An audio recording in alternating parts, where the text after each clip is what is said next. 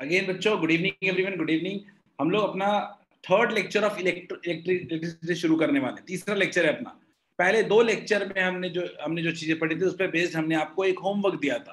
पहले उस होमवर्क को डिस्कस करेंगे, फिर आगे बढ़ेंगे। तो देखते हैं, today's date is 26th of April।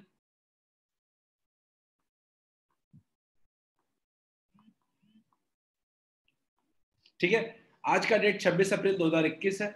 और हम लोग आज के टॉपिक्स को पढ़ने के पहले सबसे पहले हम लोग होमवर्क्स को डिस्कस कर लेते हैं। तो सबसे पहले मैंने आईसी के 1 to 4 क्वेश्चन में बताओ, किसी को कोई डाउट है क्या? Just reply on chat any doubt in question number 1 to 4। किसी को भी 1 to 4 में कोई डाउट है तो जल्दी बताओ। Any question? फर्स्ट है what is meant by electric charge, definition लिखाया था। अगला है state the relationship between 1 ampere and 1 coulomb. 1 ampere and 1 coulomb का रिलेशनशिप है। सिंपल सी बात है कि 1 coulomb per 1 second is equal to 1 ampere. Clear है? 1 coulomb per second equals to 1 ampere. Question number 3 किसको डाउट है क्या? रिलेशनशिप, ये क्वेश्चन मुझे व्हाट्सएप पे किसी ने पूछा था कि सर बताइए क्या होगा direction of conventional current and direction of flow of electrons. मैंने ये बताया था ऑपोजिट होता है, याद है क्या? ऑपोजिट, इलेक्ट्रॉन के फ्लो के ठीक ऑपोजिट होता है करंट का फ्लो। फोर्थ क्वेश्चन किसी को डाउट है क्या? ये क्वेश्चन बहुत इंपॉर्टेंट है, एग्जाम में पूछा जाता है। What do you mean by 1 volt? 1 volt का मतलब है दो पॉइंट के बीच में कि ए और बी, मान लीजिए दो पॉइंट है, तो किसी चार्ज को ले जाने के लिए ए से बी पॉइंट में हमने 1 कूलम को ले जाने के लिए हमने 1 जूल का वर्क किया है। तो पोटेंशियल कितना होता है? Work done upon charge. तो 1 जूल पर 1 कूलम हो जाएगा। इज इट क्लियर क्या? तो ये 1 एम्पियर का डेफिनेशन और 1 वोल्ट का डेफिनेशन दोनों बहुत इंपॉर्टेंट है। ठीक है, अगर मैं बात करूं सबसे पहले 1 एम्पियर का, तो 1 एम्पियर का सिंपल याद रखना 1 कूलम पर 1 सेकेंड। अगर मैं बात करूं 1 वोल्ट का, 1 कूलम पर 1 सेकेंड, सॉरी, और 1 वोल्ट का तो मतलब होगा 1 जूल पर 1 कूलम। ये अपने को याद रखना है। तो आई जस्ट एक्सपेक्ट कि 1 to 4 सबको क्लियर है। हम आगे बढ़ते हैं। गुड। क्वेश्चन नंबर 5 टू 8 में बताओ कोई डाउट है क्या? 5th क्वेश्चन तो क्लास का कराया हुआ क्वेश्चन है, एक्सपेक्ट कि सबसे हो गया होगा। क्वेश्चन नंबर 5, क्या 5 सबसे हो गया था? 6 आज पढ़ाऊंगा, तो 6 की चिंता नहीं करनी है। 6 को भूल जाओ, आज पढ़ेंगे हम लोग। 6 को हम लोग आज पढ़ेंगे। 1 का आंसर बिल्कुल सही है Niharika, 6.25 into 10 to the power 18। Class का कराया हुआ क्वेश्चन है ये, फर्स्ट क्लास का। 6.25 into 10 to the power 18। Clear है? आकाश ने पूछा है 7 नंबर क्वेश्चन। आकाश देखते हैं। 6 बना लिया, कोई बात नहीं अंकित, बस 6 अभी पढ़ाया नहीं था। 7, how much energy is given to each coulomb of charge passing through 6 volt battery. ठीक है, यानी क्या 7th क्वेश्चन में क्या कह रहा है? 7th क्वेश्चन में कह रहा है कि चार्ज जो है वो 1 कूलम है और वोल्टेज कितना है? 6 वोल्ट। तो वर्क डन कितना होगा? Work done upon charge equals to क्या होता है? Potential difference. तो क्या वर्क डन इक्वल्स टू नहीं लिख सकते हैं Q इंटू वी? आंसर आ रहा है क्या? 6 जूल। बोलिए, 6 जूल आ रहा है क्या? Very good. Correct answer would be 6 joule. Question number 8 हुआ था क्या? क्वेश्चन नंबर 8, क्वेश्चन नंबर 8 में बताओ किसी को दिक्कत है तो। 720 कूलम बोल रहे हैं, जल्दी से देख लेते हैं। सबसे पहला चीज आपको दिया हुआ है आई। आई कितना दिया हुआ है? 0.2 एम्पियर। अपने पास टाइम कितना दिया हुआ है? 1 आवर, यानी 3600 सेकेंड। तो Q कितना होगा? Q होगा I into T. Very good. 1 hour को 3600 सेकेंड में चेंज कर दिया, वेरी गुड। तो देखो, आवर को सेकेंड में चेंज कर दिया हमने, तो कितना हो गया? 0.2 इंटू 3600 इज इक्वल टू कितना आ रहा है? 720 जूल। आ रहा है क्या सबको? सॉरी 720 जूल नहीं, 720 coulomb, 720 coulomb. Is it clear to all of you? सही Ankit, is it clear?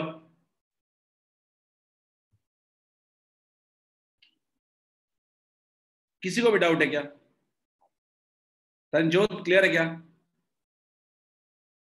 Question number 8 homework था आपके लिए।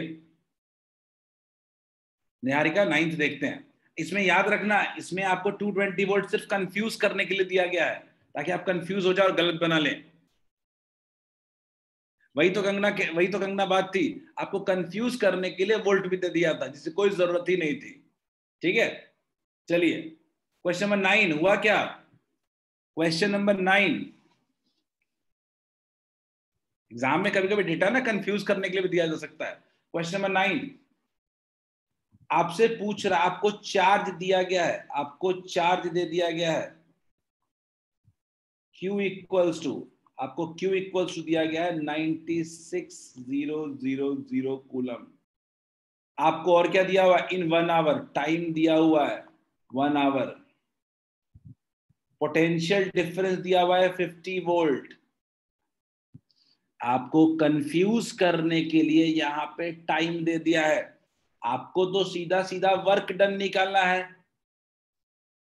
बिल्कुल सही, आपको तो सीधा सीधा वर्क डन निकालना है। और वर्क डन इक्वल्स टू क्या होता है? वर्क डन इक्वल्स टू क्या हो जाएगा? Q इंटू वी हो जाएगा क्या? बोलिए। अगर आपको पोटेंशियल डिफरेंस दिया हुआ है, Q दिया हुआ है, तो Q इंटू वी हो जाएगा। कितना हो जाएगा? 96,000 इंटू कितना? 50। बोलिए कितना आ रहा है? 480 आ रहा है क्या? Into 000 joule.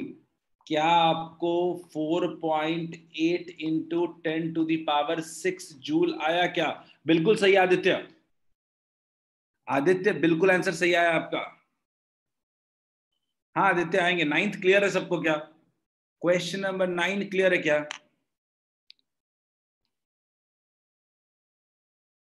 कहीं कोई दिक्कत हो, क्वेश्चन बना रहे हैं तभी फायदा है अपना पढ़ने से। फराज क्लियर है? चलो, आप सब लोग बना के आए हो तो आपको समझ में आएगा कहाँ गलतियां हुई हैं। क्वेश्चन नंबर 10, कुछ लिखने की जरूरत नहीं, गलत हो तभी लिखो, आप बोल दो मुझे रुकने के लिए। 10th में किसी ने बोला कि सर 40 जूल आंसर आया, आदित्य ने कहा है। अंकित देख लेता हूं। देखो इसमें चार्ज का वैल्यू दिया हुआ है 4 कूलम और 2 पॉइंट का पोटेंशियल डिफरेंस है। ए का पोटेंशियल डिफरेंस है 220 वोल्ट और दूसरा बी है मान लीजिए, तो वी पोटेंशियल ऑफ बी है 230 वोल्ट। तो पोटेंशियल डिफरेंस कितना होगा? चेंज इन पोटेंशियल, पोटेंशियल, या मैं सीधा सीधा लिखूं पोटेंशियल डिफरेंस कितना होगा? पोटेंशियल डिफरेंस, मुझे आप बताइए कितना होगा? पोटेंशियल डिफरेंस कितना होगा? 10 वोल्ट होगा क्या? हाँ बता दो, सही है 10 वोल्ट है। क्लियर है? तो 10 वोल्ट पोटेंशियल डिफरेंस, चार्ज की वैल्यू 4 कूलम, तो वर्क डन इक्वल्स टू कितना हो जाएगा? Work done equals to Q into potential difference होता है। कितना हो जाएगा? 10 इंटू 4, 40 जूल आ रहा है क्या? Is it clear to all of you? कितने लोगों को दिक्कत है इसमें अभी भी? Just let me no.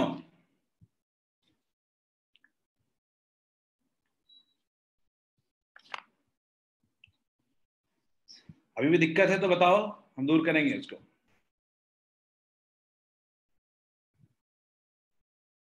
चलिए ट्राई दिस क्वेश्चन, इस क्वेश्चन को ट्राई करिए। तो पहले भी होमवर्क दिया था आप लोग को, ये तो होमवर्क हमने आपको पहले भी दिया था। जल्दी जल्दी इसको करें।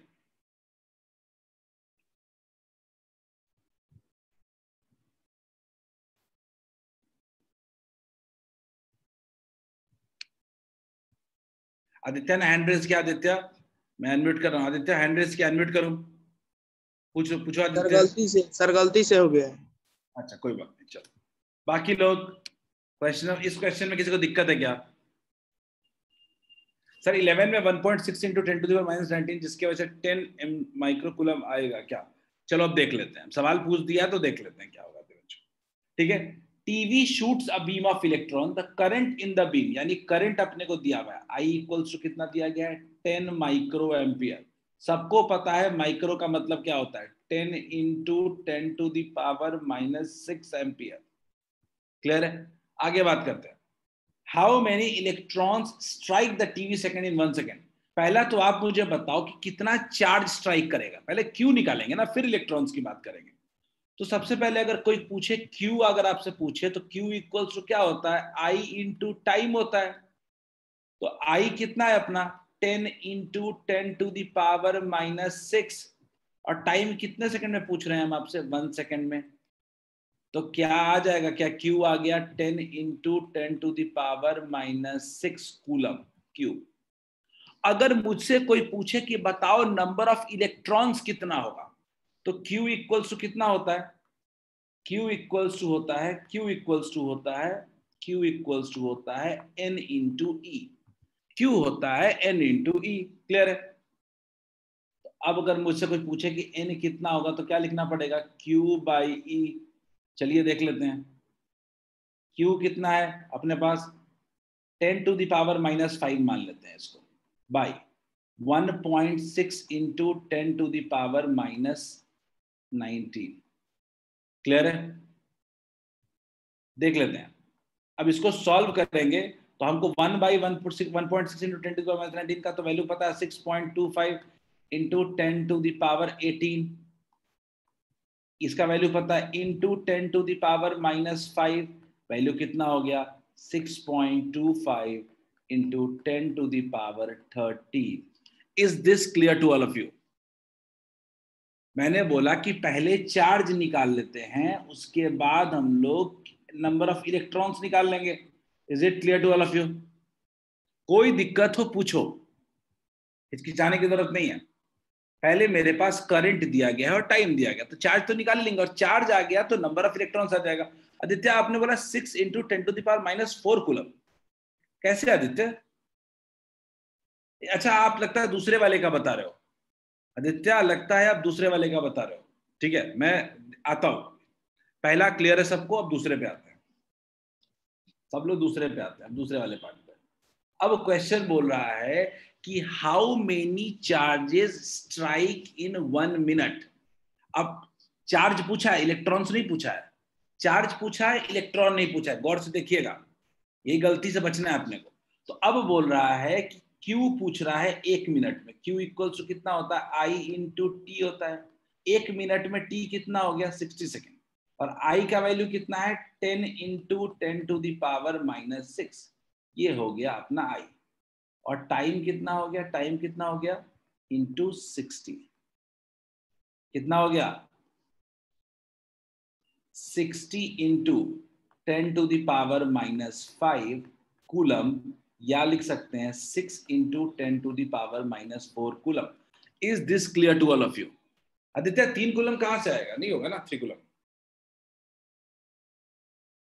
रोशनी, पहले तो आपका आंसर सही था। दिव्यांशु ने पूछा sir how that 10 to the power -5 come. Divyanshu, मैंने बोला, देखो ध्यान देना दिव्यांशु, मैंने बोला कि 10 को अगर मल्टीप्लाई कर देंगे 10 टू द पावर -6 में, तो क्या एक पावर ऐड प्लस हो जाएगा? दिव्यांशु कितना हो जाएगा 10 टू द पावर -5 हो जाएगा क्या? दिव्यांशु क्लियर है क्या आपका डाउट?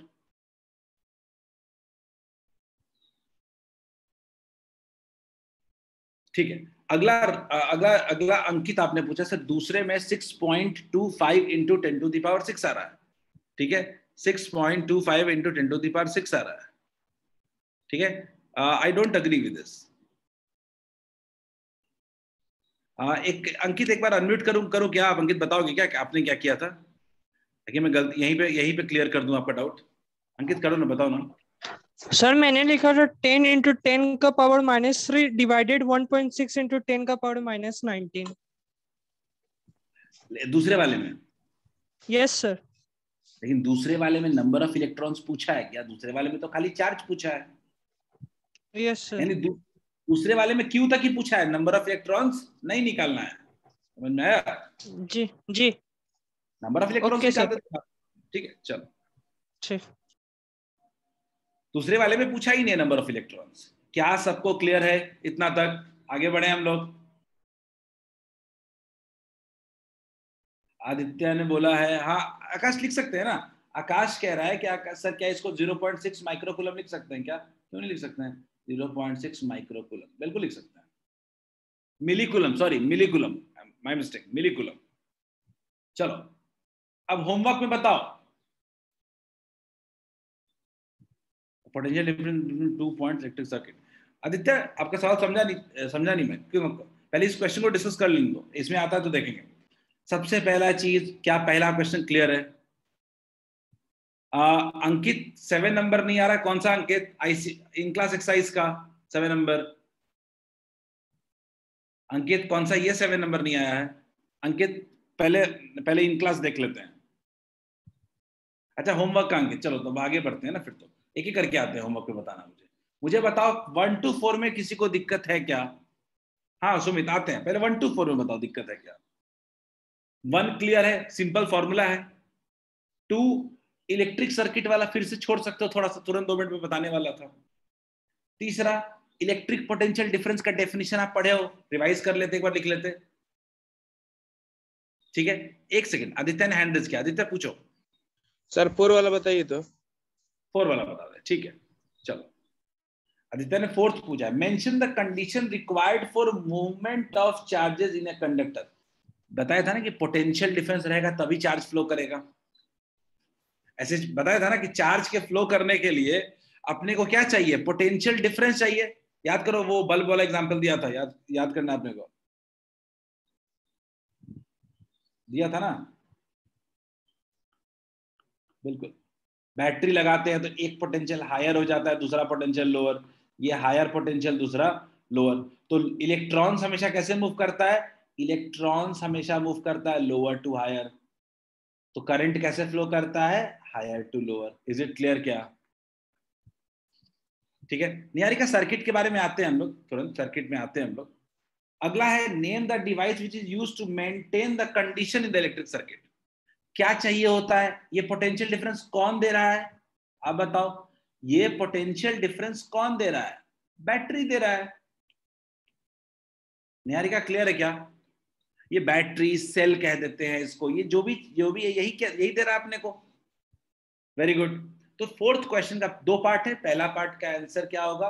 पोटेंशियल डिफरेंस, और दूसरे वाले का होगा सप्लाई कौन करता है? बैटरी। क्लियर है? चलिए लास्ट, चलो 5 6 7 में 5 बताओ, किसी को डाउट है क्या? 5 आसान लग रहा है क्वेश्चन, 5 हो जाना चाहिए था। 5 हुआ था क्या? नहीं हुआ निहारिका? क्वेश्चन में 5, अच्छा सर हो गया ठीक है। 300 कूलम आ रहा है ना, ठीक है।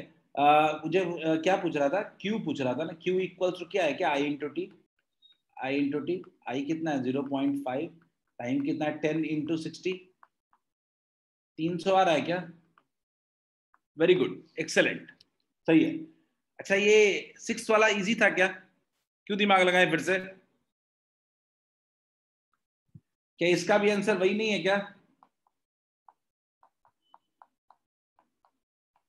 क्लास का किया हुआ क्वेश्चन था ये तो। अब आते हैं अपने सबसे काम वाले क्वेश्चन पे, क्वेश्चन नंबर 7 देखते हैं। थोड़ा 7 देखा जाए तो 7th पे क्या था? Electric potential at points P1 and P2 are V1 and V2 respectively. ठीक है, 7 नंबर देखते हैं। 7 नंबर में हमने बोला कि 2 पॉइंट्स हैं, P1 और P2, जिसका पोटेंशियल कितना है? जिसका पोटेंशियल है अपने पास V1 और V2। ठीक है, अब एक चार्ज है -q, जिसको हम क्या कर रहे हैं? P1 से P2 तक लेके जा रहे हैं। अब हम चार्ज को लेके जा रहे हैं, किसको? -q को P1 से P2 तक हम लेके जा रहे हैं। तो what is the work done by an external agent? तो what is the work done on charge? तो वर्क डन इक्वल्स टू, तो आप पढ़े ही हो, वर्क डन इक्वल्स टू क्या होता था? Q इंटू पोटेंशियल डिफरेंस होता था क्या? Q into potential difference.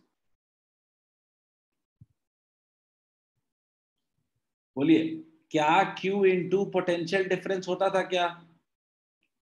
मुझे बताइएगा, क्या work done equals to charge into potential difference होगा क्या? अब अपने पास चार्ज कितना है? -q है, -q है, और पोटेंशियल डिफरेंस क्या है? Final minus initial. तो क्या हो जाएगा, V2 माइनस V1 हो जाएगा क्या, बोलिए। तो क्या वर्क डन इक्वल्स टू कह सकते हैं क्या Q into V1 minus V2, बोलिए। Is this clear to you? क्या हम ऐसा कह सकते हैं कि वर्क डन इक्वल्स टू क्या होगा, Q into V1 minus V2, minus sign को अंदर कर दिया, बोलिए।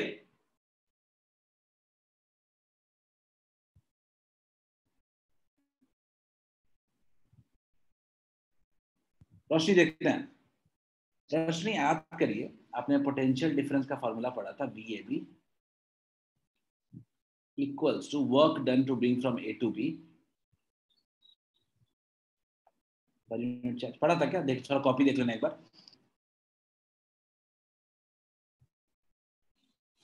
ठीक है? पढ़े थे हम लोग, वर्क डन पर यूनिट चार्ज, वर्क डन पर यूनिट चार्ज।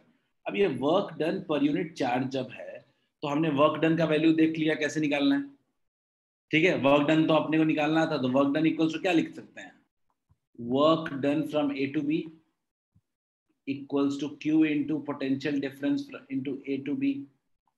इसको क्या कह सकते हैं, Q इक्वल्स टू क्या लिख सकते हैं, VB minus VA final minus initial, बोलिए हो जाएगा क्या? निहारिका एडवांस क्वेश्चन होमवर्क दे रहा हूं, अगले दिन करके लाएंगे, आज होमवर्क एक भी नहीं है। निहारिका आज होमवर्क आज के लिए बिल्कुल नहीं बन पा रहा है, तो अगले दिन करके आते हैं,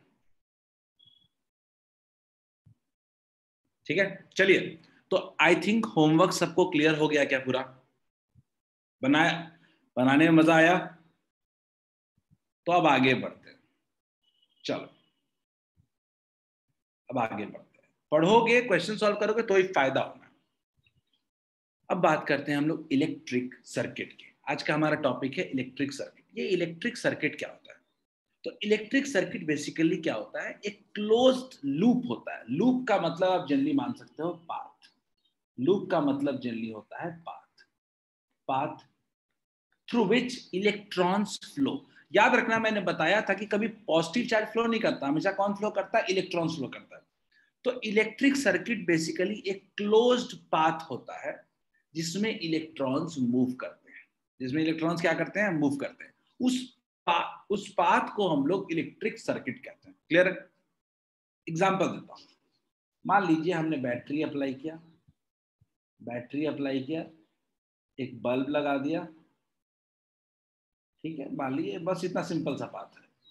बैटरी अप्लाई हुआ, करंट क्या हो गया, फ्लो करने लगा, करंट फ्लो करने लगा, करंट फ्लो करने लगा, करंट फ्लो करने लगा, करंट फ्लो करने लगा। इसका मतलब क्या हो गया, इलेक्ट्रॉन्स भी इसके अंदर फ्लो करने लगे।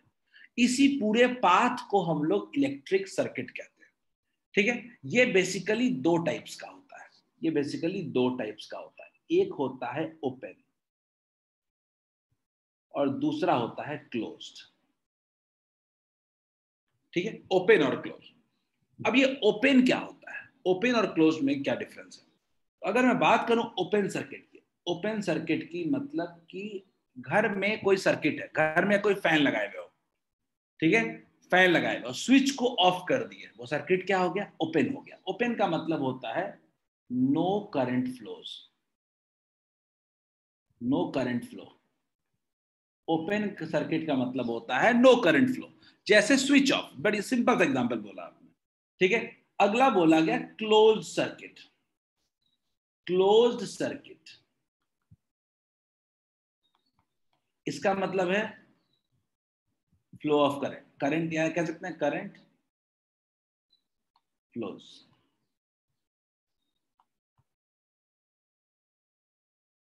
Current flow through it. Is it clear? क्या सर्किट समझ में आया क्या? सब लोग सर्किट का डेफिनेशन लिखेंगे, उसके बाद ये जो टेबल बना हुआ है इसके बारे में थोड़ी देर में बात करते हैं।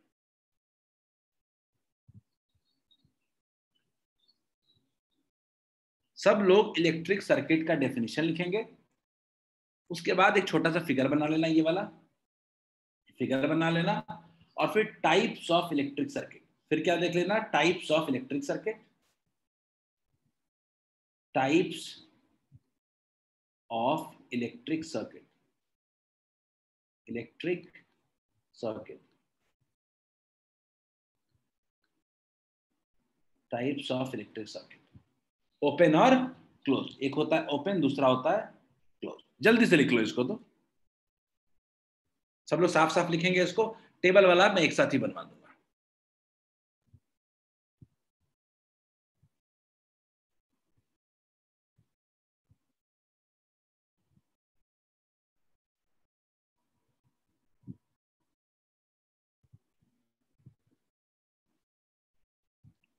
रोशनी ने लिख भी लिया, वेरी गुड।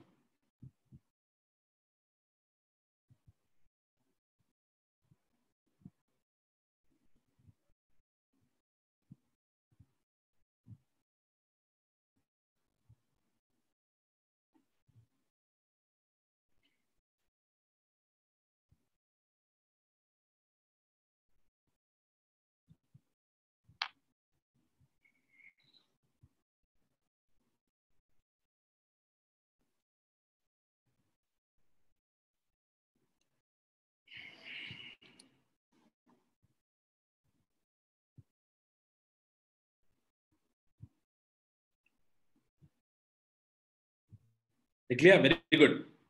चलिए, अब एक इतना तो आप भी मानते होंगे कि इलेक्ट्रिक सर्किट में बहुत सारी चीजें होती हैं। बैटरी होता है, बल्ब होता है, प्लग होता है, स्विच होता है, बहुत सी चीजें होती हैं। तो हर चीज का एक अपना रिप्रेजेंटेशन है, हर चीज का एक अपना तरीका है प्रेजेंट करने का सर्किट में।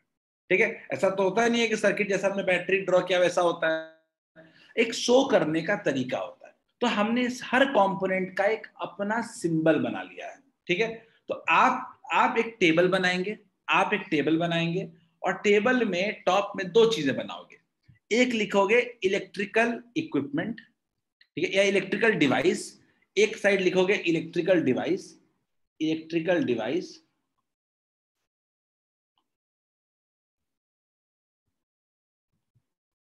और दूसरा लिखोगे सिंबल, दूसरा लिखोगे सिंबल। सब लोग लिखते चले, बड़ा इंटरेस्टिंग है, बहुत इंपॉर्टेंट भी है। एनसीईआरटी का ही फिगर मैंने लिया है। इलेक्ट्रिकल डिवाइस और सिंबल।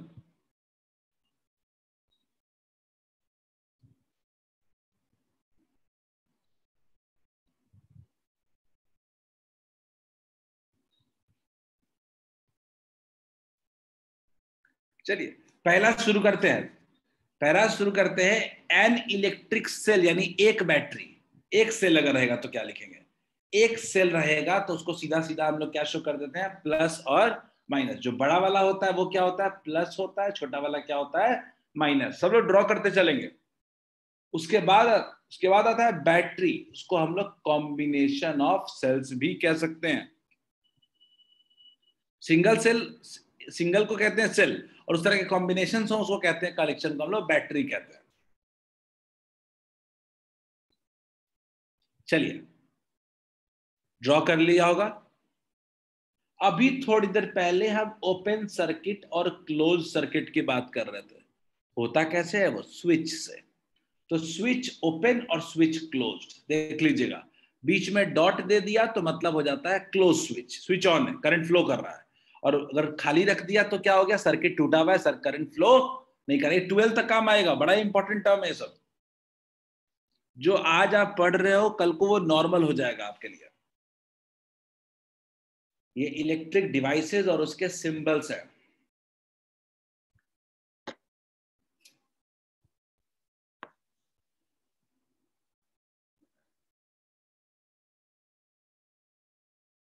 ठीक है, सब लोग ड्रॉ कर रहे हो साथ साथ। अगला है वायर ज्वाइंट, अगला है वायर ज्वाइंट, मतलब फिक्स ज्वाइंट। ये वायर क्या है? बिल्कुल फिक्स है, वायर बिल्कुल फिक्स है, ज्वाइंट है। ठीक है, यानी ज्वाइंट जिसको कहते हैं जहां पे तीन वायर्स आके मिल रहे हो, तीन वायर्स आके मिल रहे हो, तीन वायर्स आके मिल रहे हो, जनरली इसको हम लोग क्या कहते हैं? ज्वाइंट कहते हैं। ठीक है, याद रखना, जहां तीन वायर्स मिल रहे हो, इट इज कॉल्ड ज्वाइंट।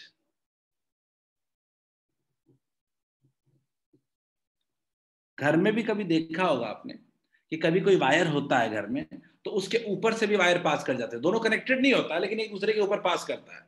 मैं एग्जांपल देता हूं, एग्जांपल देता हूं, देखिएगा। नहीं नहीं निहारिका, मैं क्लियर कर देता हूं। आपने बोला सेकंड वाले में सर तीन पॉजिटिव है नेगेटिव है। नहीं निहारिका, ऐसा कुछ नहीं है। यार का ऐसा कुछ नहीं है, ये आप समझिए, ये पॉजिटिव है, ये नेगेटिव है, ये पॉजिटिव है, ये नेगेटिव है, ये पॉजिटिव है, ये नेगेटिव है, ऐसा लिख सकते हैं आप। ठीक है निहारिका?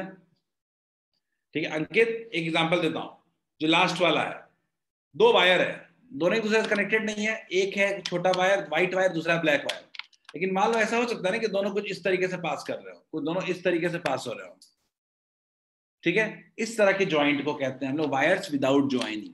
ठीक है, इसको ऐसे रिप्रेजेंट करते हैं। क्लियर है क्या? घर में देखा होगा चार्जर लगे होते हैं, दो चार्जर एक दूसरे के ऊपर जा रहे होते हैं।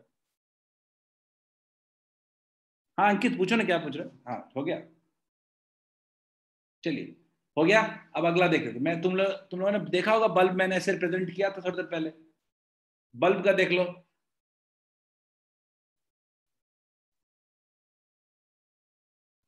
नहीं हुआ था?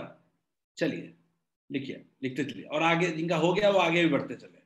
बल्ब, इलेक्ट्रिक बल्ब, सब एक जगह ही रिवीजन के लिए रहेगा। इलेक्ट्रिक बल्ब, ठीक है, ये वाला बल्ब जनरली नहीं बनाते हैं हम लोग, बल्ब बनाते हैं यही वाला, इजी होता है, सीधा सीधा ऐसे गए, ऐसे ऐसे करके बल्ब बना दिया। ठीक है, बल्ब के लिए सबसे कॉमन रिप्रेजेंटेशन ये यूज करते हैं। ठीक है, अगला रजिस्टर, इसके बारे में हम लोग आज ही पढ़ेंगे, आज ही हम लोग पढ़ेंगे रजिस्टर के बारे में। ये होता है रजिस्टर।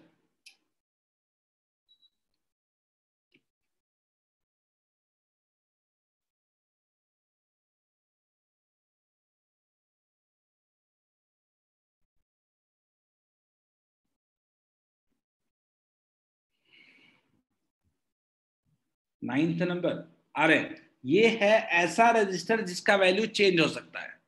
हम बात करें ये ऐसा रजिस्टर है जिसका वैल्यू क्या हो रहा है, इसका वैल्यू चेंज होगा। ठीक है, यानी ऐसा रजिस्टर जिसकी वैल्यू चेंज करे, इसको कहते हैं रियोस्टैट। रजिस्टर ही है लेकिन इसका वैल्यू हम चेंज कर सकते हैं। ठीक है, इसको रियोस्टैट कहते हैं। नहीं अंकित, अंकित ऐसा कुछ नहीं होता है, हम रजिस्टर के बारे में आज बात करेंगे, चिंता मत करें आप, रजिस्टर को लेकर के हम आज बात करेंगे। ठीक है, नाम से कुछ क्लियर नहीं होता है रजिस्टर, आज पढ़ेंगे हम लोग। ठीक है, हो गया? चलिए थोड़ा आगे बढ़ते हैं हम लोग। तीन डिवाइस है, ammeter, voltmeter, galvanometer, तीनों का बड़ा रोल है, मैं तीनों का रोल लिखवा देता हूं, यही पे लिख लेंगे हम लोग। गैल्वेनोमीटर, ये generally it is used to detect current.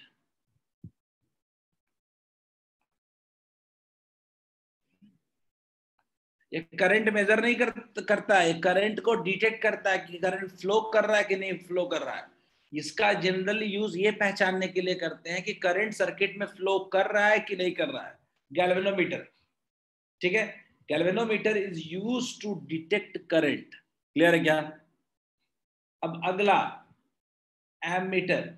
Ammeter क्या करता है? एमीटर करंट मेजरिंग डिवाइस है, ये सर्किट में करंट को मेजर करता है। it is used to measure current। Clear है? वोल्ट मीटर, इट इज, नाम से पता चल रहा है, it is used to measure potential difference. Potential difference, potential difference सब लोग लिख लेंगे, याद रखना है अपने को तीनों डिवाइस का use. Ammeter current measure करने के लिए, वोल्ट मीटर वोल्टेज मेजर करने के लिए, और गैल्वेनोमीटर करंट को डिटेक्ट करने के लिए। Is it clear to all of you?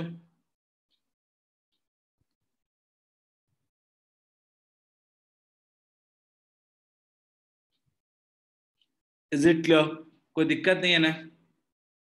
लिख लो जल्दी से सब लोग। एम मीटर ए से, वोल्ट मीटर बी से, गैल्वेनोमीटर जी से प्रेजेंट करते हैं। यही है इलेक्ट्रिक सर्किट। सर्किट में मेनली इतने ही तरह के चीज यूज करते हैं, लेकिन इसके अलावा भी हम चीजें यूज करते हैं, लेकिन वो आपके सिलेबस में अब नहीं है। सिलेबस में आपको इतना ही पढ़ना है, ठीक है। थोड़ी बहुत और भी नई चीजें आती हैं जिसके इसके बारे में हमें जानने की कोई जरूरत नहीं है, नाम की भी जरूरत नहीं है, ठीक है। बता दो, कोई दिक्कत नहीं है ना? डन तो बताओ, आगे बढ़ेंगे।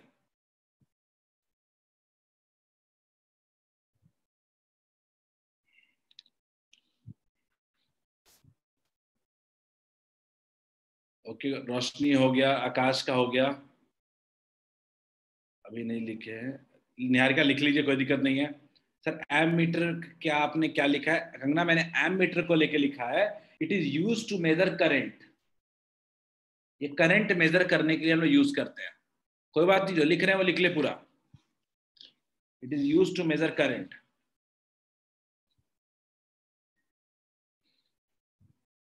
ठीक है, ये सब क्योंकि अब नया टर्म इंट्रोड्यूस हुआ है और आप कभी नाम शायद सुने नहीं होगे ज्यादा, तो बढ़िया है कि लिख लेते हैं क्या क्या है डिवाइस है। ऐसे ही सिर्फ पढ़ के आगे बढ़ जाने से कोई फायदा नहीं है। रजिस्टर वाला जैसे है, पढ़े नहीं हो लेकिन सिंबल लिखना पड़ रहा है, तो आज पढ़ भी लेंगे उसको, रजिस्टर को। दिव्यांशु लिख लिया, वेरी गुड। रागिनी लिख लिया, आदित्य का हो गया, स्नेहा का हो गया, सुमित लिख लिया, वेरी गुड। चलो स्टिल लास्ट 30 सेकेंड्स वेट कर लेते हैं, फिर हम लोग आज के अपने टॉपिक की तरफ बढ़ेंगे।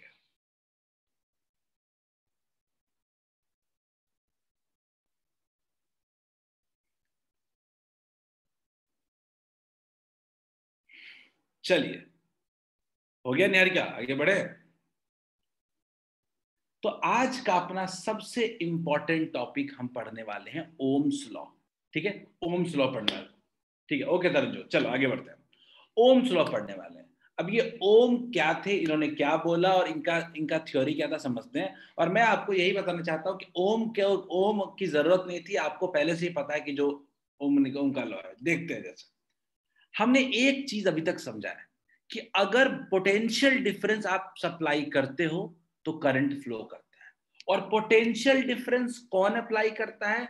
बैटरी अप्लाई करता है। क्लियर है? ये हमारा एक बैटरी है जो पोटेंशियल डिफरेंस अप्लाई करता है।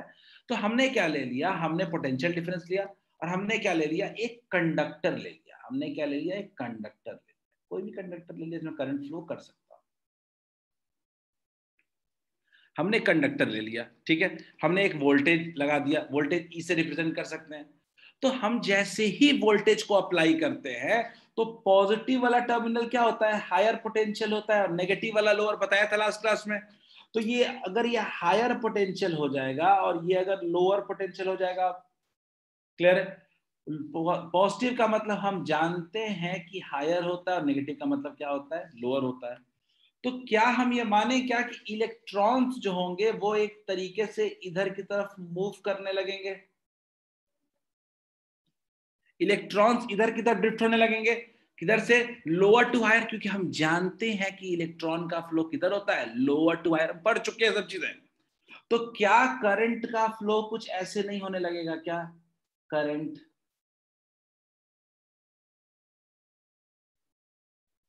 यानी हम इतना समझ चुके हैं कि सर्किट में करंट कैसे फ्लो करेगा?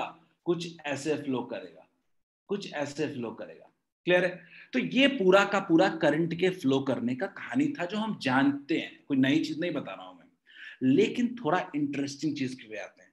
क्या आप लोग मानते हो क्या कि वो वोल्टेज की वजह से करंट हो रहा है? तो जितना ज्यादा पोटेंशियल डिफरेंस अप्लाई करेंगे, जितना ज्यादा वोल्टेज देंगे, उतना ही ज्यादा करंट फ्लो करेगा। मानते हो क्या? जितना ज्यादा हम वोल्टेज, बैटरी का वोल्टेज बढ़ाएंगे, उतना ही ज्यादा पोटेंशियल का डिफरेंस हो जाएगा, तो उतना ही ज्यादा करंट का फ्लो बढ़ जाएगा, चार्ज का फ्लो होगा। मानते हैं क्या आप लोग? क्या आप सब लोग इस बात से एग्री करते हैं क्या कि पोटेंशियल डिफरेंस बढ़ेगा, वी बढ़ेगा, तो करंट भी बढ़ेगा? बताओ यस और नो, रिप्लाई। क्या ये बात समझ में आ रही है मेरी? मैं ओम का लॉ अगर सब भूल जाओ, मैं सिंपल सी बात कह रहा हूं, अगर हम बैटरी का वोल्टेज बढ़ाएंगे तो करंट बढ़ेगा। कारण बड़ा क्लियर है। करंट क्यों फ्लो करता है? पोटेंशियल डिफरेंस की वजह से फ्लो करता है, ठीक है। तो करंट ज्यादा फ्लो करेगा, ना फास्ट नहीं होगा करंट का फ्लो। करंट का फ्लो फास्ट नहीं होगा, करंट का फ्लो ज्यादा होगा, ठीक है। तो क्या हम लोग कह सकते हैं क्या कि V is directly proportional to current? बोलिए। एक सवाल बोला है कि सर आदित्य सर बैटरी का वोल्टेज कैसे बढ़ाएंगे? आदित्य बढ़ा सकते हैं ना, बैटरी दूसरा ही बैटरी यूज कर लीजिए ना आदित्य। आदित्य दूसरा ही बैटरी यूज कर लीजिए, बैटरी का ज्यादा वोल्टेज का बैटरी यूज कर लीजिए, तो क्या हम ऑब्जर्व करेंगे? करंट ज्यादा फ्लो करेगा ना। निहारिका मैं एक बार और बता देता हूँ, कोई दिक्कत नहीं है। निहारिका मैं सिंपल सी बात कह रहा हूँ कि किसी भी सर्किट में जितना ज्यादा पोटेंशियल डिफरेंस बढ़ाएंगे, ठीक है, किसी सर्किट में अगर हम पोटेंशियल डिफरेंस को बढ़ाएंगे, बैटरी के पोटेंशियल डिफरेंस को बढ़ाएंगे, तो करंट का फ्लो भी क्या होगा? बढ़ेगा। ओम का लॉ अलग है, ओम का लॉ बाद में बात करेंगे। क्या इस बात से आप अग्री करते हो, देख करके ऑब्जर्वेशन से, कि करंट का फ्लो पोटेंशियल डिफरेंस की वजह से हो रहा है? तो जितना ज्यादा पोटेंशियल का डिफरेंस होगा उतना ही ज्यादा चार्जेस का फ्लो होगा। क्लियर है क्या निहारिका? क्लियर है क्या Niharika? Do you agree? V is directly proportional to I। V is directly proportional to I। तो क्या हम लोग कह सकते हैं क्या इसको स्टेटमेंट में कि potential difference is directly proportional to current? यानी अगर पोटेंशियल बढ़ेगा तो करंट भी बढ़ेगा। और यही था हमारा ओम्स लॉ, यही था ओम्स लॉ। ओम ने कहा, Ohm's law states that voltage across a conductor, voltage या पोटेंशियल डिफरेंस हमने अप्लाई किया है across a conductor is directly proportional to the current flowing through it. Directly proportional to the current, यानी potential difference directly proportional to current flowing through it, provided all the physical condition and temperature remains constant. वो बाद में बात करेंगे। लेकिन क्या आप सबको क्लियर है ये बात? अभी तक हम क्या समझ चुके हैं कि ओम्स लॉ का स्टेटमेंट यही कहता है कि V is directly proportional to I। तो सबसे पहले लोग ओम्स लॉ का स्टेटमेंट लिखेंगे और ये फिगर बनाएंगे। सब लोग पहले ये फिगर बनाओगे साफ साफ, और उसके बाद पोटेंशियल ओम्स लॉ का स्टेटमेंट लिखोगे। ये ऐसा स्टेटमेंट है जो बड़े होके इंजीनियरिंग तक पहुंच जाओगे, मेडिकल तक पहुंच जाओगे, तो भी ये पूछा जाता है ओम्स लॉ का स्टेटमेंट। तो ये आप बहुत इंपॉर्टेंट चीज पढ़ रहे हो। आप सब लोग ये फिगर बनाएंगे और उसके बाद ये स्टेटमेंट लिखेंगे।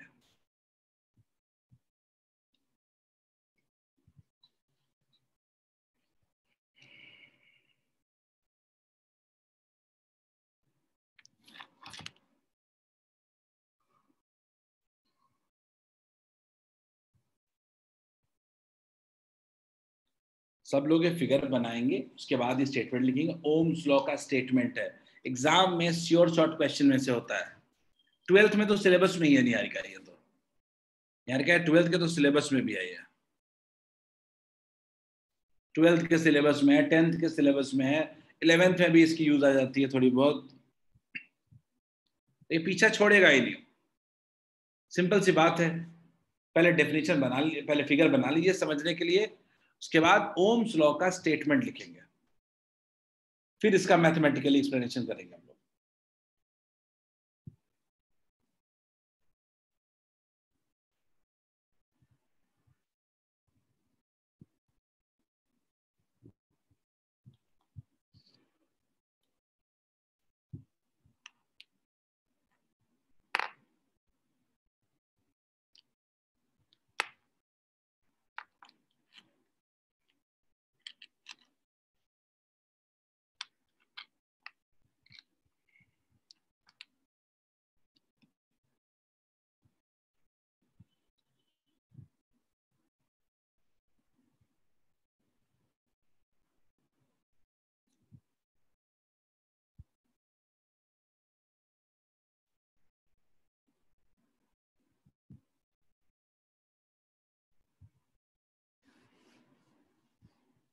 चलिए, लिख लिया?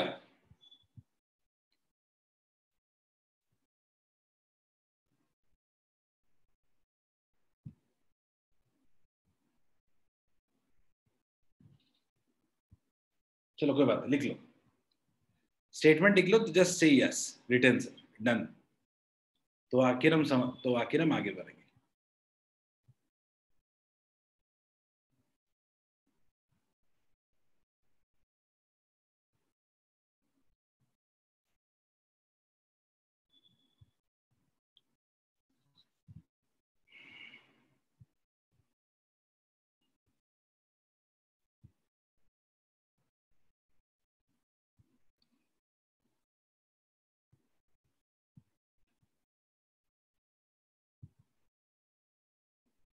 समझाता हूं दिव्यांशु, समझाता हूं।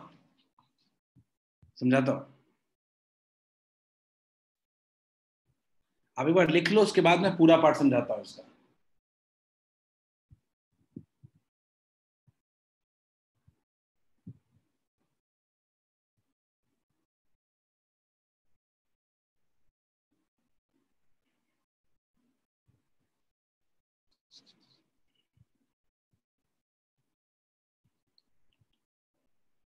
लिख लिया? लिख लोगे तो मैं इसको डिटेल में प्रॉपर समझाऊंगा क्या आखिरी लाइन का मतलब था। चल, वेरी गुड स्नेहा।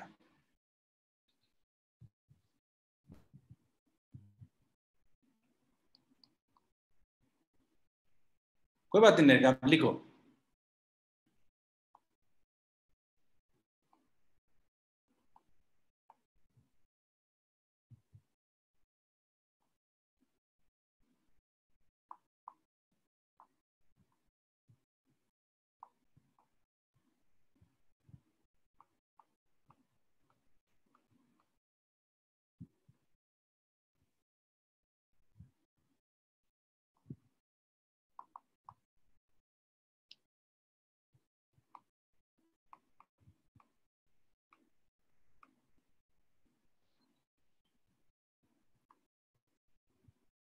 देखते हैं, सब लोग ध्यान देते हैं। हमने क्या किया, एक कंडक्टर लिया जिसका लेंथ और एरिया कांस्टेंट है, चेंज नहीं कर रहा है, और टेम्परेचर को भी कांस्टेंट कर दिया। अगर आपको ओम्स लॉ की बात करनी है तो ये प्री कंडीशन है, लेंथ, एरिया और टेम्परेचर, ये तीनों चीजें हर हालत में कांस्टेंट रहनी चाहिए, तभी ओम्स लॉ की बात हम लोग कर सकते हैं। ठीक है,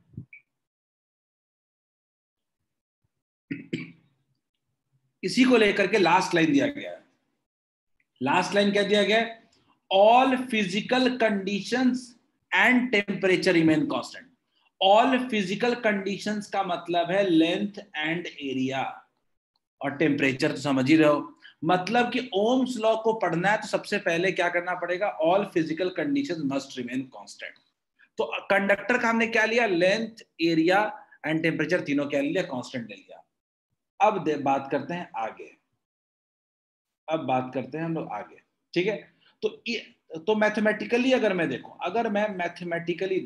ओम्स लॉ को मैथमेटिकली अगर पढ़ने की कोशिश करें, just wait for a second. Mathematically अगर देखें तो ओम्स लॉ कहता है कि V is directly proportional to I, V is directly proportional to I, V is directly proportional to I। Clear है? ये कहता है कि V जो है वो डायरेक्टली प्रोपोर्शनल टू I है, hence V is equal to I into constant. या कह सकते हो प्रोपोर्शनैलिटी साइन हटाने के लिए हमें कुछ ना कुछ तो कांस्टेंट लाना पड़ेगा, और यही कांस्टेंट जो होता है इसको कहते हैं हम लोग रेजिस्टेंस। याद रखिएगा, V equals to I, directly proportional to I होता है।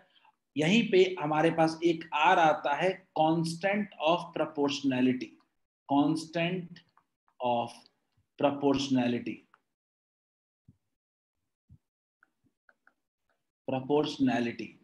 और इसी को हम लोग नाम देते हैं रेजिस्टेंस।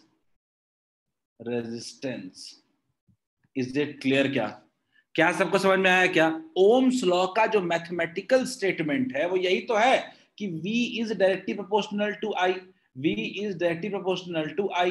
जब V is directly proportional to I है तो हमने तो देख ही रखा है, हमारा V directly proportional to I है, तो हमने क्या देखा, V equals to I R।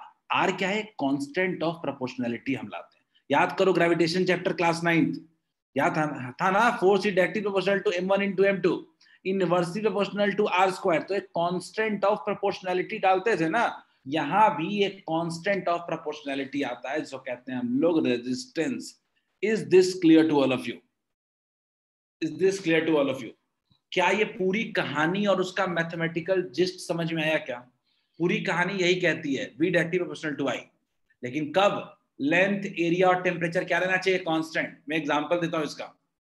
मैं क्या हुआ कि इंजीनियरिंग के फर्स्ट ईयर में गया, ठीक है, तो NIT में फर्स्ट ईयर में गया तो हमारे पास इलेक्ट्रिकल सब्जेक्ट्स भी होते हैं। तो हमारे प्रोफेसर ने पूछा कि बताओ ओम्स लॉ क्या होता है, तो लोग के दिमाग में रहता है कि लोगों ने सीधा सीधा बोला V directly proportional to I, सबके दिमाग में रहता है। तो जितने लोगों ने V directly proportional to I बोला सबके मार्क्स 0 कर दिए गए। उन्हीं को मार्क्स मिला जिन्होंने ये कहा कि V is directly proportional to I when physical conditions यानी length and area and temperature remains constant. तो आज के बाद याद रखना है कि V directly proportional to I नहीं है Ohm's law. V is directly proportional to I when physical conditions and temperature remain constant. Divyanshu, मैं आपको समझा रहा हूं इसका मैथमेटिकल पार्ट। आदित्य, क्रैक करने के लिए फिजिक्स, केमिस्ट्री, मैथ्स, 3 चीजें, ठीक है। खैर, दिव्यांशु ने सवाल जो पूछा पहले उसको बता देता हूं। दिव्यांशु, आपने पूछा कि सर मैथमेटिकल वाला समझ में नहीं आया शायद। देखो दिव्यांशु, मैंने बोला था V is directly proportional to I, मैंने बोला था ना कि V जो होता है वो डायरेक्टली प्रोपोर्शनल टू क्या होता है, I होता है, ठीक है। V was directly proportional to I, तो directly proportional to I था, तो एक कांस्टेंट ऑफ प्रोपोर्शनैलिटी कितना आ गया, R। R बेसिकली क्या है, कांस्टेंट ऑफ प्रोपोर्शनैलिटी, इसको हमने नाम दिया रेजिस्टेंस। इसके बारे में तुरंत अभी आगे और बात करेंगे। सबने लिख लिया है, आगे बढ़ते हैं। सबने लिख लिया है इसको, थोड़ा आगे बढ़ते हैं हम लोग। अंकित नहीं लिखा है अभी, चलो जल्दी लिख लो, कहीं कुछ लिखना है तो जल्दी लिख लो, फिर हम लोग आगे बढ़ेंगे। अभी जितना एक्सप्लेनेशन दिया सबको अलग तरीके से फिर एक्सप्लेन करूंगा। निहारिका ने बोला सर 3 ओम लॉ है। नहीं निहारिका, एक ही है, बताओ कैसे।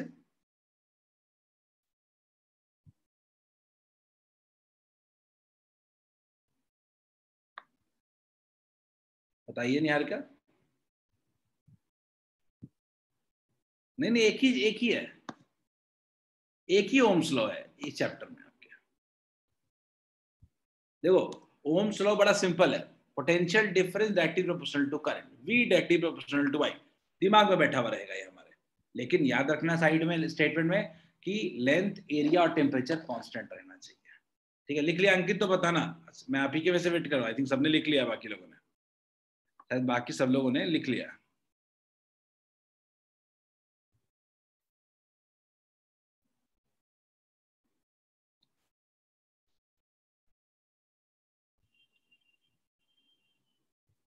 चलिए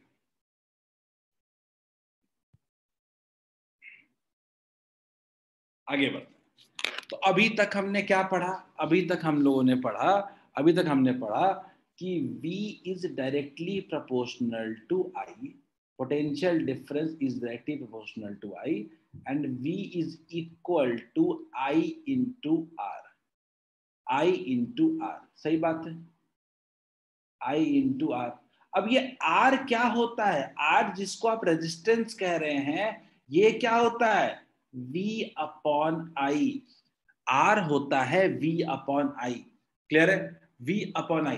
R इक्वल्स टू होता है V अपॉन I, और रेजिस्टेंस का यूनिट होता है, रेजिस्टेंस का यूनिट होता है, यूनिट ऑफ रेजिस्टेंस होता है, यूनिट ऑफ रेजिस्टेंस इज ओम। नहीं, इसमें फिगर मत बनाइएगा, इस फिगर को आप मत बनाइए, जरूरत नहीं है यहाँ पे, बिल्कुल आदित्य, नहीं इसमें फिगर मत बनाइए। अब निहारिका ने, आपने जो सवाल पूछा है कि सर R की वैल्यू कितनी होती है, मैं बताता हूं, अभी तुरंत बताऊंगा अभी, ठीक है। पहले V R इक्वल्स टू हमने क्या समझ लिया, ये V अपॉन I होता है, voltage per unit current, V upon I। याद रखना है आज के बाद से, रेजिस्टेंस क्या होता है, V अपॉन I। रेजिस्टेंस का यूनिट होता है ओम, रेजिस्टेंस का यूनिट होता है ओम, क्लियर है। अब आपके मन में एक सवाल आया, आपके मन में एक सवाल आया कि सर ये रेजिस्टेंस कितना होता है। याद रखना, जितना भी कंडक्टर है सबका अपना अपना रेजिस्टेंस होता है, हर कंडक्टर का अपना अपना रेजिस्टेंस होता है। जिसका रेजिस्टेंस बहुत ज्यादा होगा वो बैड कंडक्टर ऑफ इलेक्ट्रिसिटी होगा, जिसका रेजिस्टेंस कम होगा वो गुड कंडक्टर ऑफ इलेक्ट्रिसिटी होगा। यानी मैं कह सकता हूं कि रेजिस्टेंस ही डिसाइड करता है कि कौन गुड कंडक्टर ऑफ इलेक्ट्रिसिटी है, कौन बैड कंडक्टर ऑफ इलेक्ट्रिसिटी है। तो मैं यहां पे एक पॉइंट लिख देता हूं, higher the value of resistance, मैं जैसे जैसे लिख रहा हूँ वैसे वैसे लिखते चलेंगे। Higher the value of resistance, value of resistance,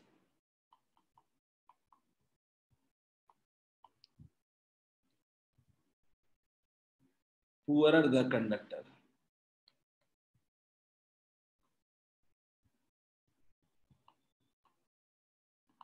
poor the conductor. Clear है? एक सवाल पूछा है कि सर ज्यादा होगा तो अच्छा होना चाहिए ना? नहीं नहीं निहारिका, अगर रेजिस्टेंस ज्यादा होगा, सोचो अगर रेजिस्टेंस ज्यादा होगा तो करंट को तो फ्लो करने नहीं देगा ना निहारिका। अगर रेजिस्टेंस ज्यादा होगा तो करंट कम फ्लो करेगा। इसीलिए कहते हैं जितना ज्यादा रेजिस्टेंस उतना ही बुरा कंडक्टर, जितना जितना कम रेजिस्टेंस उतना ही बेहतर conductor. lower the resistance, lower the resistance,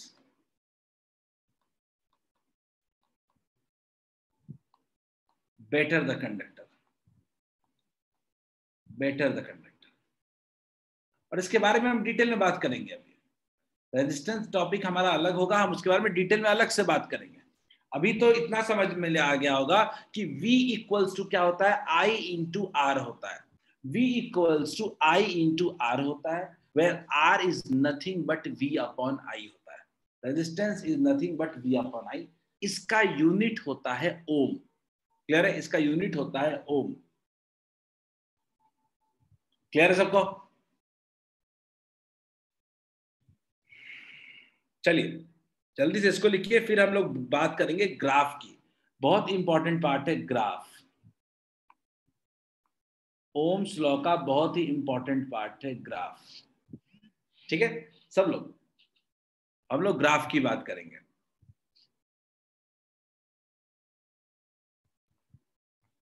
VI graph की बात करेंगे।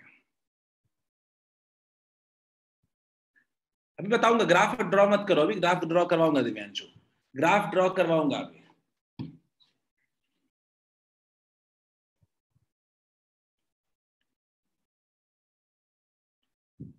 ठीक है, तो इतना तो आप भी जान गए होंगे कि V जो है वो डायरेक्टली प्रोपोर्शनल टू I है। V directly proportional to I है। इसका मतलब V बढ़ेगा तो I बढ़ेगा। अंकित बोल रहा है ग्राफ टफ होगा, बोलो ये ग्राफ टफ है अंकित, सॉरी ग्राफ मैथ्स ही जैसा होगा। ग्राफ मैथ्स जैसा ही होगा बिल्कुल। पर क्या ये ग्राफ पे क्वेश्चन बोर्ड्स में भी बहुत आते हैं, ये बहुत फेवरेट टॉपिक है बोर्ड्स का। V directly proportional to I, इसका मतलब क्या है? V बढ़ेगा तो I बढ़ेगा, V घटेगा तो I घटेगा। क्लियर है क्या? V बढ़ेगा तो I बढ़ेगा, V घटेगा तो I घटेगा। क्या ये ग्राफ सबको क्लियर है?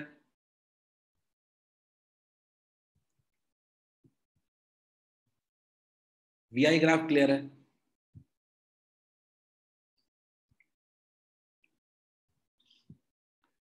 ठीक है, अब हमारे पास मन में सवाल होता है कि क्या इस VI ग्राफ से हम रेजिस्टेंस निकाल सकते हैं क्या? तो इसके लिए मान लीजिए कि मैंने कुछ ऐसा बोल दिया कि मान लीजिए जब करंट I1 था तब वोल्टेज क्या था, कुछ V1 था। ठीक है, जब वोल्टेज V2 था तो करंट क्या था, I2 था। क्लियर है? मैंने मान लीजिए आपको बता दिया। अब मैं आपसे पूछ रहा हूं कि बताइए रेजिस्टेंस क्या होगा। रेजिस्टेंस मैं पूछ रहा हूं, मान लीजिए। तो रेजिस्टेंस निकालने के लिए हमें क्या करना चाहिए? रेजिस्टेंस निकालना है अपने को तो लिखना चाहिए total change in voltage, change in voltage upon change in current. क्या लिखते हैं हम लोग? Change in potential upon change in current. अब बताओ चेंज इन पोटेंशियल कितना है अपने पास?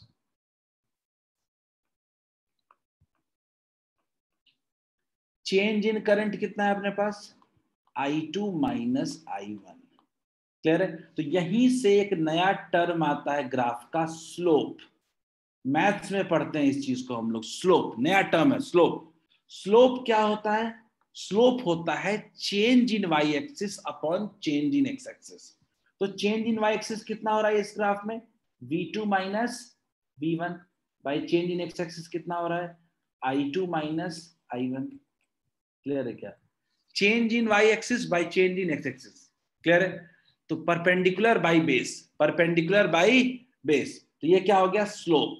क्लियर है? और यही स्लोप जो होता है इस ग्राफ का, स्लोप जो होता है इस ग्राफ का, वही देता है हमको रेजिस्टेंस। क्लियर है? स्लोप ही देता है हमको रेजिस्टेंस। तो एक बड़ा इंपॉर्टेंट पॉइंट होता है, लिखते हैं हम लोग यहाँ पे, इंपॉर्टेंट पॉइंट लिखते हैं हम लोग, स्लोप ऑफ वीआई ग्राफ। बिल्कुल, स्लोप मोशन चैप्टर में पढ़ा होगा, बिल्कुल सही निहारिका, बिल्कुल सही। Slope of VI graph, VI graph, VI graph gives current, gives resistance, gives resistance। सब लोग इसको साफ साफ इस ग्राफ को ड्रॉ करेंगे, साफ साफ सिंगल पेज में ग्राफ, बहुत इंपॉर्टेंट ग्राफ है ये ओम्स लॉ का। लेकिन दम नहीं है, क्वेश्चन आ गया एक लाइन में बन जाता है इसका, आप ड्रॉ करो, फिर हम लोग इस ग्राफ के बारे में अगला पूरे स्लाइड में ग्राफ के बारे में रिसर्च करेंगे, देखेंगे क्या होता है।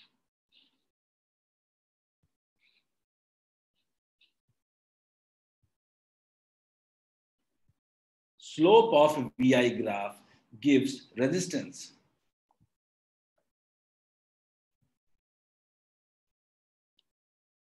Slope of VI graph gives resistance.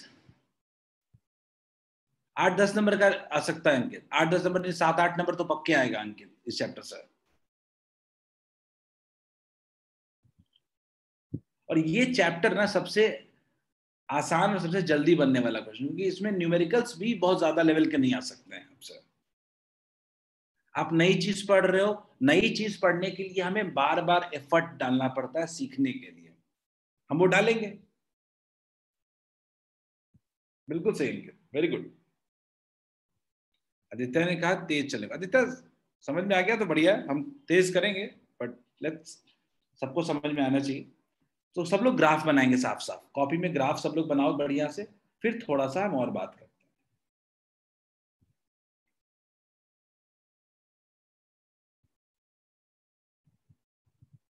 हैं। मैं तेज नहीं जा रहा हूँ, टेंशन है, हो गया। आप लिखो साफ साफ, ग्राफ बनाओ, वीआई ग्राफ कैसा होगा, स्ट्रेट लाइन होगा। यार क्या हो गया, वेरी गुड।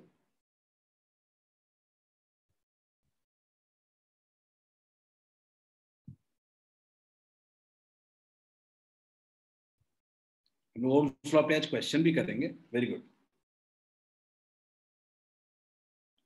चलो, तो अभी तक हमने क्या पढ़ा, अभी तक हमने पढ़ा, बिल्कुल बिल्कुल वेरी गुड, सही नहीं आ गया। अभी तक हमने पढ़ा कि वीआई ग्राफ जो होता है, वीआई ग्राफ जो होता है, उसका स्लोप हमें क्या देता है, रेजिस्टेंस देता है। तो हम लोग फिर से बना लेते हैं, ये वीआई ग्राफ है, वीआई ग्राफ, क्लियर है? अब वीआई ग्राफ में मान लीजिए कि मैंने दो स्लोप दे दिया, दो ग्राफ बना दिया, मैंने दो ग्राफ बना दिया, दो कंडक्टर के ले लिया, एक ले लिया कंडक्टर 1 ए ले लिया और दूसरा कंडक्टर बी ले लिया। मान लीजिए कि किसी ने आपसे पूछा कि बताओ किसका रेजिस्टेंस ज्यादा होगा, किस में रेजिस्टेंस क्या होगा, ज्यादा होगा। किसी ने अगर आपसे पूछ लिया तो कैसे बताएंगे हम लोग? तो याद रखिएगा, जो ज्यादा एंगल बनाएगा, जो ज्यादा एंगल बनाएगा आई के साथ, जो ज्यादा एंगल बनाएगा, ये क्या है, थीटा ए है, और ये क्या है, इसका क्या है, थीटा बी है। जिसका एंगल ज्यादा होगा, थीटा ए मतलब जिसका एंगल क्या होगा, ज्यादा होगा, उसका स्लोप भी ज्यादा होगा, उसका स्लोप भी ज्यादा होगा, उसका स्लोप भी ज्यादा होगा।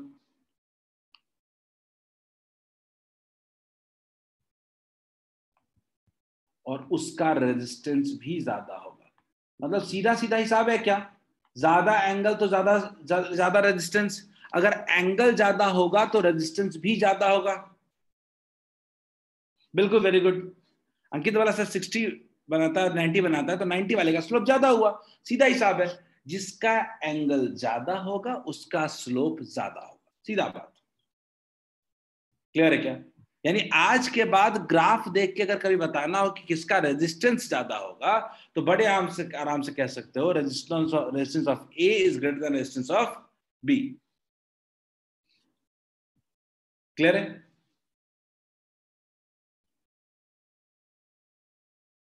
Resistance of A is greater than resistance of B. ठीक है, ए का रेजिस्टेंस बी के रेजिस्टेंस से ज्यादा है। क्या सबको समझ में आ गया? नहीं, थीटा मतलब कुछ नहीं, एंगल है, टेंशन नहीं लेना। थीटा कुछ नहीं, एंगल है। एंगल को आप कैसे रिप्रेजेंट करते हो? कुछ एंगल को जैसे भी रिप्रेजेंट करते हो वैसे कर लो रिप्रेजेंट। आप पढ़ोगे, ट्रिग्नोमेट्री पढ़ना है आपको मैथ्स में, आप पढ़ोगे इसके बारे में ज्यादा। तो अगर एंगल ज्यादा होगा तो स्लोप ज्यादा होगा, स्लोप ज्यादा होगा तो रेजिस्टेंस ज्यादा होगा। क्लियर है? ठीक है, थोड़ा और आगे बढ़ते हैं। लेकिन अगर मान लीजिए कि कर्व दे दिया, आई वी कर्व दे दिया, वी आई के बजाय मान लीजिए कर्व आपको आई और वी का दे दिया। कभी कभी फंसाने के लिए ये भी कर सकता है आपके साथ, कभी कभी आपको फंसाने के लिए ये भी कर सकता है, वी आई के बजाय आई वी कर्व दे दे, तब क्या करेंगे? फिर से ले लेते हैं हम लोग सी बी, और इस बार ले लेते हैं सी ए। इस बार ठीक उल्टा प्रोसेस। अगर आईवी कर्व होता है तो अब देखिए किसका एंगल कम है बेस के साथ। ठीक है, आपको भी पता है कि ये थीटा बी है और ये थीटा ए है, तो हम इस बार कह सकते हैं कि थीटा ए जो है वो थीटा बी से ज्यादा है, मान लिया चलो। लेकिन स्लोप इस बार कम एंगल वाले का ज्यादा होगा। स्लोप जो है, स्लोप ऑफ, चलो स्लोप तो जिसका एंगल ज्यादा उसी का होगा, स्लोप ए ग्रेटर देन स्लोप बी। लेकिन रेजिस्टेंस जो होगा वो ए का कम होगा रेजिस्टेंस बी का, बी से। यानी याद रखिएगा कि स्लोप तो चलो सेम है, थीटा पे डिपेंड करता है, लेकिन जब आईवी कर्व लेते हैं तो उसका तो रेजिस्टेंस, इस केस में जो रेजिस्टेंस हो जाता है वो 1 बाई स्लोप हो जाता है। याद रखिएगा, रेजिस्टेंस जो हो जाता है वो 1 बाई स्लोप हो जाता है। हम जानते हैं ज्यादा एंगल ज्यादा स्लोप, लेकिन ज्यादा स्लोप का मतलब कम रेजिस्टेंस। याद रखिएगा, वीआई कर्व में ज्यादा स्लोप ज्यादा रेजिस्टेंस, लेकिन आईवी कर्व में ज्यादा स्लोप कम रेजिस्टेंस। Is it clear? क्या is this clear to all of you? ये एग्जाम में बहुत इंपॉर्टेंट कॉन्सेप्ट आता है, इसमें हमें दिक्कत आ सकती है, इसलिए इसको इंपॉर्टेंट मानेंगे हम लोग। ठीक है, सबको क्लियर है? Is it clear to all of you? याद रखना दो ही कर्व है, वी आई और I V. V I curve और I V curve. V I curve में थीटा ज्यादा, स्लोप ज्यादा, स्लोप ज्यादा रेजिस्टेंस ज्यादा। लेकिन अगर कर्व को उल्टा कर दे तो ज्यादा स्लोप लेकिन कम रेजिस्टेंस। ठीक है क्या? सब लोग इस फिगर को ड्रॉ कर लें। एनसीईआरटी में इतने डिटेल में नहीं दिया गया है, तो आपको थोड़ा समझ के आगे बढ़ना पड़ेगा। जहां भी समझ में नहीं आया रोको। सुमित डाउट है तो पूछ सकते हो। क्लियर है? बस दो ही ग्राफ बनाना है, नीचे का दोनों नहीं बनाना है, जरूरत नहीं है।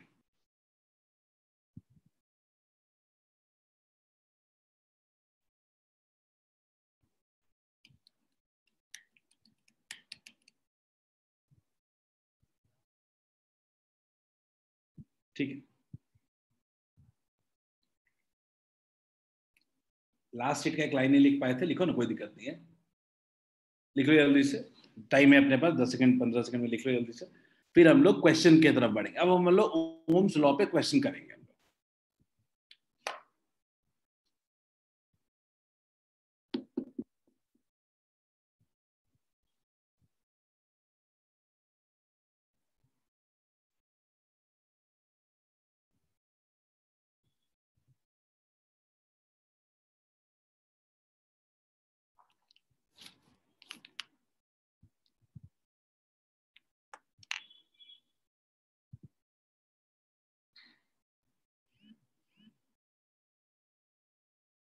ज्यादा होमवर्क नहीं दूंगा आज अंकित, होमवर्क ज्यादा नहीं दूंगा आज। आज वही 2 क्वेश्चन एडवांस वाले दे रहा हूँ, बस उसी को ट्राई कीजिएगा और बढ़िया से नोट्स को रिवाइज करिएगा, ठीक है। चलिए चलिए क्वेश्चन है, ट्राई करिए इस क्वेश्चन को, इस क्वेश्चन को ट्राई करें सीधा। निहारिका को एक मिनट सवाल पूछा, निहारिका मैं कह रहा हूं याद रखिएगा, निहारिका वीआई ग्राफ में आर इक्वल्स टू, निहारिका आपका जो डाउट है मैं क्लियर कर देता हूं, देखिएगा वीआई ग्राफ हो तो रेजिस्टेंस जो होता है इज इक्वल टू स्लोप होता है, लेकिन जब आईवी ग्राफ होता है तो resistance equals to 1 by slope होता है, यानी ज्यादा स्लोप कम रेजिस्टेंस। क्लियर है क्या? वीआई कर्व में ज्यादा स्लोप ज्यादा रेजिस्टेंस, ठीक है निहारिका, समझ आया? सब लोग क्वेश्चन स्क्रीन पे दिख रहा है, ट्राई करें, क्वेश्चन आपके स्क्रीन पे दिख रहा है, आप ट्राई करें, इजी क्वेश्चन है, सिंपल ओम्स लॉ पे। ओम्स लॉ क्या कहता है? V equals to I R पे बेस्ड है, simple straight formula based topic है, ट्राई दिस। मुझे लगता है सब लोग एक बार में आंसर बता सकते हो।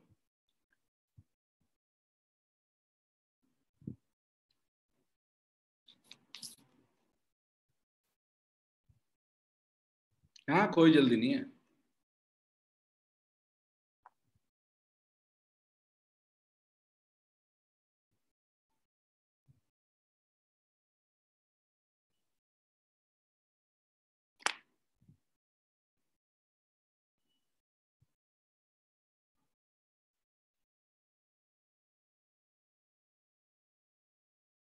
हमारे पास कंगना ओ रेजिस्टेंस नहीं पूछ रहा है, कंगना वोल्टेज पूछ रहा है, गलती किया है आपने दिव्यांशु कैलकुलेशन में, 50 ओम बोला है। अच्छा रेजिस्टेंस का यूनिट होता है, मैंने लिखवाया था रेजिस्टेंस का यूनिट होता है, इसको ओम कहते हैं। बात करेंगे रेजिस्टेंस में, इसको हम रेजिस्टेंस जब पढ़ेंगे तो डिटेल में बात करेंगे इस पर। बिल्कुल सही है निहारिका, स्नेहा बिल्कुल सही है, Kangana very good, Ragini very good, आप लोगों ने लिखा है resistance equals to 50 ohm, very good Faraz, Rahul, Sumit very good, सबके सही हैं। करंट आपने लिखा है 3.2 एम्पियर, तो आप लोगों ने लगाया है दिमाग V equals to I into are,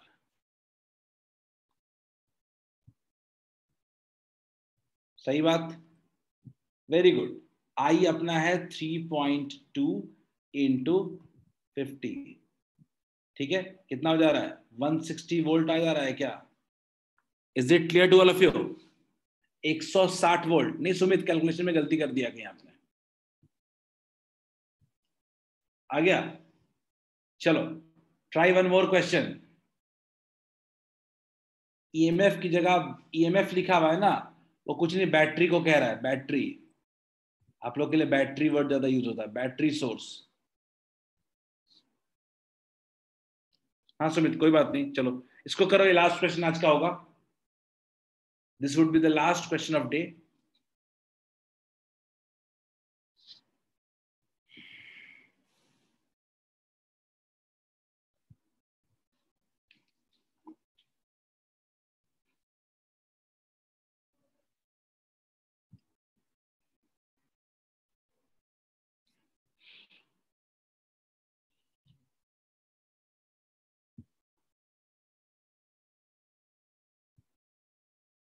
इसने 4 ओम बोला क्या? आई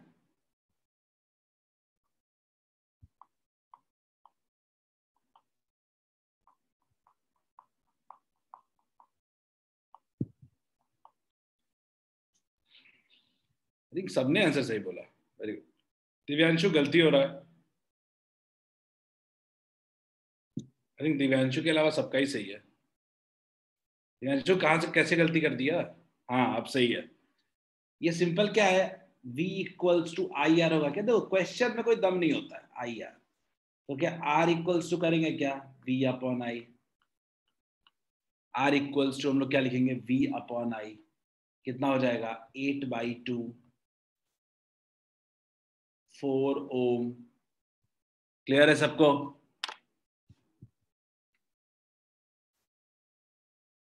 बोलिए जनाब, क्लियर है? चलिए आज के लिए इतना ही। अगले दिन हम लोग रेजिस्टेंस इस पे बेस्ड और क्वेश्चंस, रेजिस्टेंस का कॉम्बिनेशन, ये सब चीजें हम लोग अगले दिन पढ़ेंगे। होप आपको समझ में आया होगा आज का क्लास। कोई दिक्कत हो आप पढ़िए, डाउट्स पूछिए, जस्ट सेंड योर डाउट्स। आप अपने डाउट्स को भेजिए, हिंट्स चाहिए तो हिंट्स लीजिए, बट पढ़ना शुरू कीजिए। जितना टॉपिक पढ़ाई हुआ रिवाइज करते रहिए। 10th बोर्ड्स है, हम लोग को नवंबर में 100% सिलेबस कवर करके बैठ जाना है नवंबर एंड तक। हाँ अंकित, होमवर्क में एडवांस वाला पार्ट होगा, 2 क्वेश्चन तो है ही, करेंगे उसको। चलिए, have a nice day, bye bye, enjoy the day. शाम में बैठो, आराम करो, 2-3 घंटे बाद पढ़ाई शुरू करो सब लोग, और अच्छे से पढ़ो। कंगना मैं बोल देता हूँ, कॉल कर लेंगे। कंगना आप रोहित सर को मैसेज करो, कंगना आप रोहित सर को मैसेज करो कि सर मेरा लिंक नहीं जा रहा, आप उनको भेज दो, वो अपलोड कर देंगे फिर, नहीं तो, है ना? चलो, okay, bye bye, have a nice day.